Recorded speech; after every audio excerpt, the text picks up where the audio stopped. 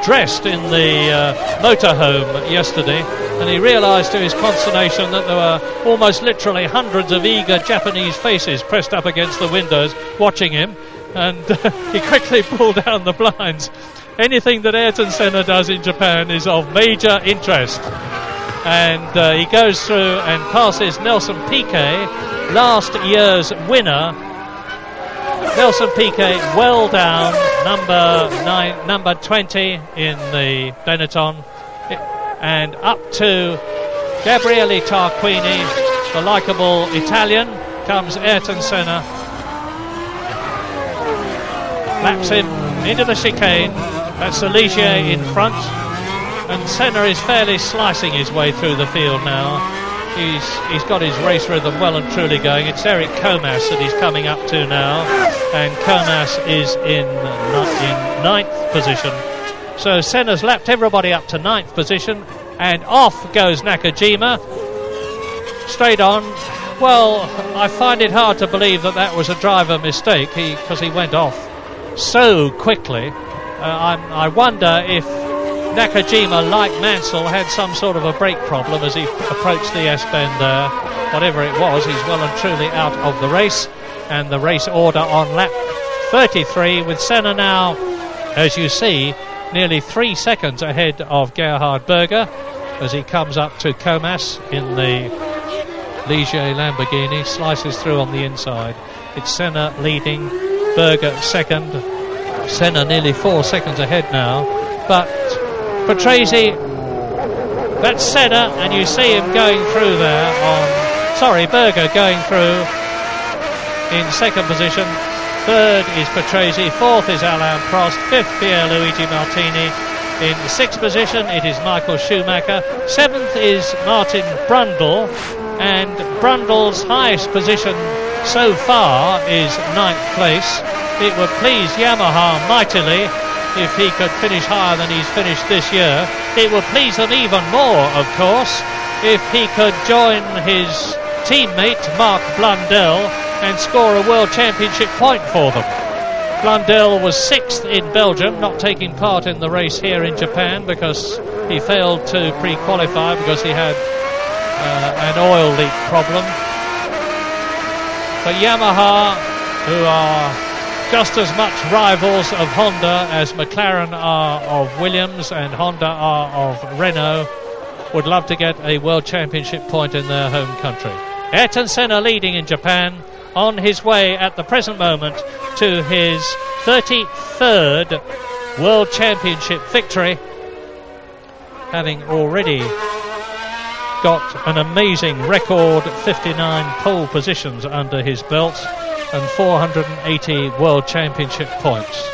Nothing like Alain Prost, of course, but then Prost, who entered Grand Prix racing in 1980 as opposed to Ayrton Senna in 1984, has got 4 years more in Grand Prix racing than Senna, and I'm pretty sure that by the time Senna has done another 4 years, if he goes on that long, I've no reason to believe he won't, will beat Alain Prost's record, as he has beaten virtually everybody else's record. And sadly, Johnny Herbert is out of the Japanese Grand Prix, and that makes it 9 retirements. Well, you can say a lot about Suzuka. You can say that it is a magnificent circuit that the drivers like. You can say that it has absolutely record crowds, because nowhere else as the Benetton of Michael Schumacher. Now you're watching the battle for 5th position. It's Pierluigi Martini in the Minardi Ferrari ahead of Michael Schumacher, and Martini, who has had 2 fourth places in his 1991 season, is in 5th position at the moment, as you just saw from the graphic, and it looks to me as though he's about to lose it from the charging Schumacher, who's wearing a neck brace after totalling Nelson Piquet's race car in practice on Friday. But he's nothing daunted, Schumacher. And you're watching a very great young driver who I'm quite sure is going to become a truly great World Championship driver.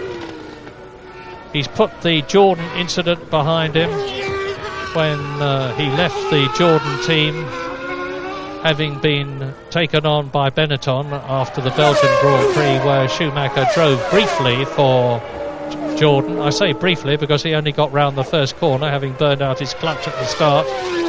But in every subsequent Grand Prix he has finished in the points. He's in the points at the moment, and it looks to me as though he's about to move up a place by taking 30-year-old Pierluigi Martini, the man who actually came into Formula One too soon. Martini, he drove for Minardi in the turbo days,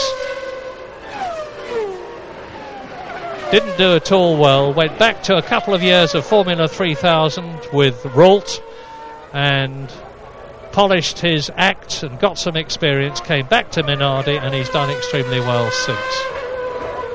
And Schumacher is out. Michael Schumacher. I noticed the gap suddenly increased, and Schumacher retires for the second time in his career, although he got a lot further in his second retirement race than he did in his first, which was Belgium.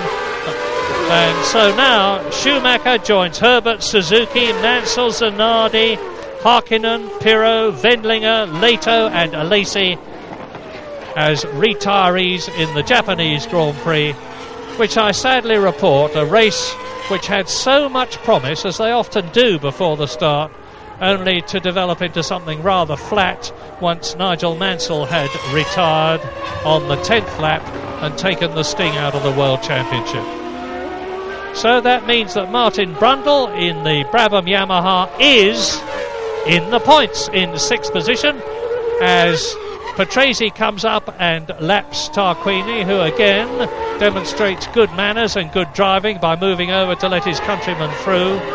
And on lap 36 out of 53 in the Japanese Grand Prix, race 15 in the 16 race World Championship, it is Senna leading, Berger second, the man you're looking at, White 6, Riccardo Patrese 3rd position, 4th is Prost, 5th is Pierluigi Martini, out has gone Michael Schumacher, up into 6th place comes Martin Brundle, in 7th position it is Stefano Modena in the remaining Tyrrell Honda, and everybody after Modena has been lapped, and in the next position after Modena, that is 8th position, is Eric Comas, who is showing his teammate Thierry Boutsen in the Ligier Lamborghini the way round in Japan. We're with Patrese. Watch the Japanese Grand Prix from the point of view of Riccardo Patrese.